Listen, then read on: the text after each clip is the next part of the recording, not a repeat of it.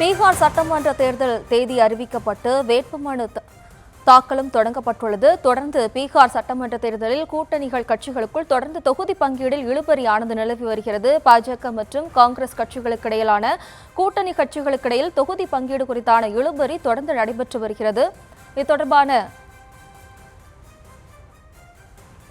கூடுதல் விவரங்களோடு இணைகிறார் நமது செய்தியாளர் ராஜேஷ். வணக்கம் ராஜேஷ். தற்போது பீகார் சட்டமன்ற தொகுதிகளுக்கான தேதி அறிவிக்கப்பட்டு வேட்புமனு தாக்கலும் தொடங்கியுள்ளது. இந்த நிலையில பீகார் சட்டமன்ற தேர்தலுக்குள்ள கூட்டணி கட்சிகளுடன் தொகுதி பங்கீட்டில் தொடர்ந்து இழுபறி நிலவுகிறது. இதற்கான காரணமாக எதை பார்க்கலாம்?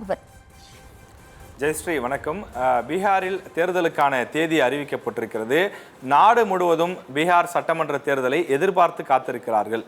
அதாவது பாஜகவினுடைய செல்வாக்கு கூடியிருக்கின்றதா அல்லது காங்கிரஸ் கட்சி தலைமையிலான அந்த கூட்டணியினுடைய செல்வாக்கு கூடியிருக்கிறதா என்பதை கணிக்கக்கூடிய ஒரு எதிர்பார்ப்பாக இந்த சட்டமன்ற தேர்தல் மாறியிருக்கின்றது. இதற்கு பிறகு தமிழ்நாடு சட்டமன்ற தேர்தல் வர இருக்கிறது என்பதனாலே தமிழ்நாட்டில் ஏற்கனவே அரசியல் களம் சூடுபிடித்திருக்கக்கூடிய காரணத்தினால் தமிழ்நாட்டு மக்களும் பீகார் தேர்தலை உற்று கவனிக்கக்கூடிய சூழல் தற்போது உருவாகி இருக்கிறது.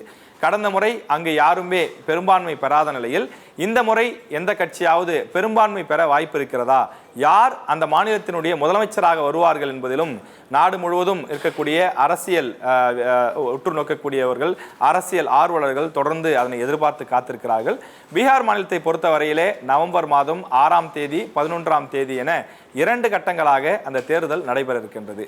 பீகார் மாநிலத்தில் 243 சட்டமன்ற தொகுதிகள் இருக்கக்கூடிய நிலையில் தேசிய ஜனநாயக கூட்டணி, அதாவது பாஜக தலைமையிலான தேசிய ஜனநாயக கூட்டணி, அதே போல காங்கிரஸ் கட்சி தலைமையிலான கூட்டணி என 2 கட்சிகள் 2 பிரிவுகளாக மோதுகிறார்கள். அவர்கள் 2 கட்சிகளுமே தங்களுடைய கூட்டணி கட்சிகளுக்கு இன்னும் சீட்டுகளை பிரித்து கொடுப்பதிலே தொடர்ந்து இழுபறி நீடித்துக் கொண்டிருக்கிறது.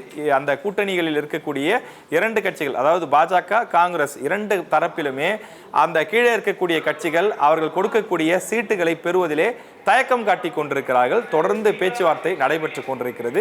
இன்னும் ஓரிரு நாட்களில் இந்த பேச்சுவார்த்தை சுமூகமாக முடிந்து கூட்டணி உடன்படிக்கை ஏற்படும் என்று தெரிவிக்கிறார்கள்.